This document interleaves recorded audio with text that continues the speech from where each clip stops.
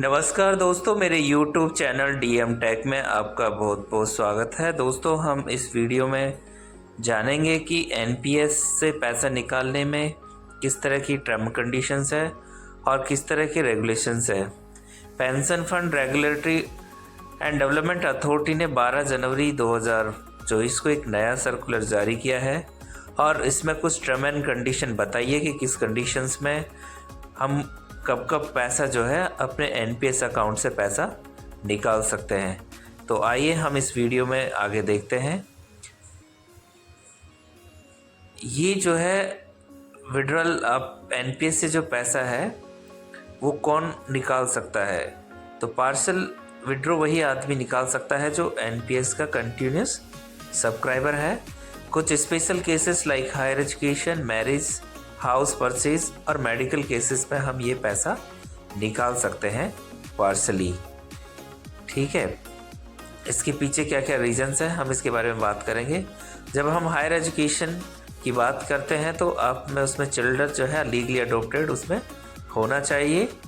Marriage में जो है आप पैसे विड्रॉ कर सकते हैं, सिमिलरली उसमें भी बच्चा आपका लीगली अडोप्टेड होना चाहिए। हाउस कंस्ट्रक्शन के लिए आप पैसा निकाल सकते हैं NPS से, लेकिन जो है वो घर आपके नाम, प्रॉपर्टी आपके नाम होना चाहिए या आपकी जॉइंट विथ स्पाउस आपकी वाइफ के नाम वो प्रॉपर्टी होना चाहिए, तभी जो है आप उस सिचुएशन में आप पैसा निकाल सकते हैं। अगर कोई घर आपके ऑलरेडी नाम है तो फिर आप जो है पार्सल विड्रॉ नहीं कर सकते हैं। सिमिलरली अगर आप कोई घर कंस्ट्रक्शन करवाना चाहते हैं या परचेज चाहते हैं तो आप पहले से किसी घर के ऑनर आप नहीं होना चाहिए। ये इसमें एक बहुत इम्पोर्टेंट चीज़ है।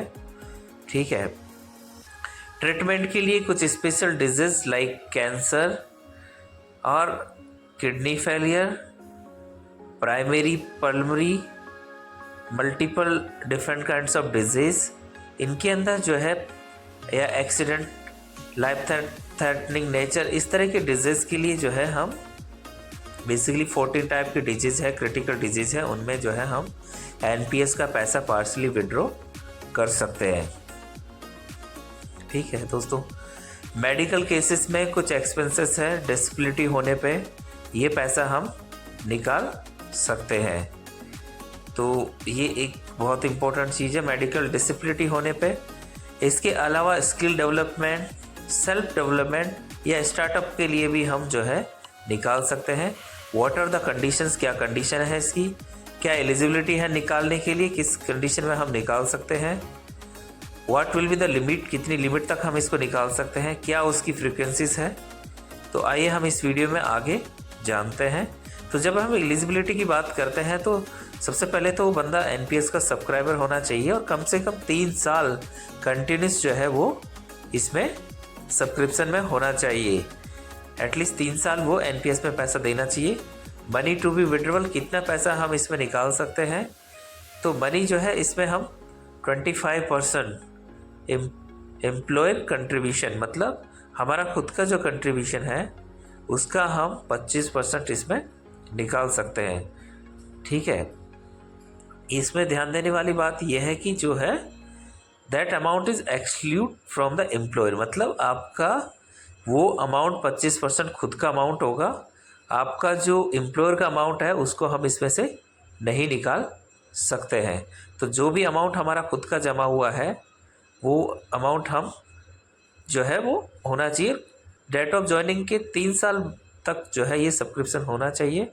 मैक्सिमम इंटायर सर्विस में हम 3 बार जो है वो आपको NPS अलाउ करता है पैसे विड्रॉल करने के लिए।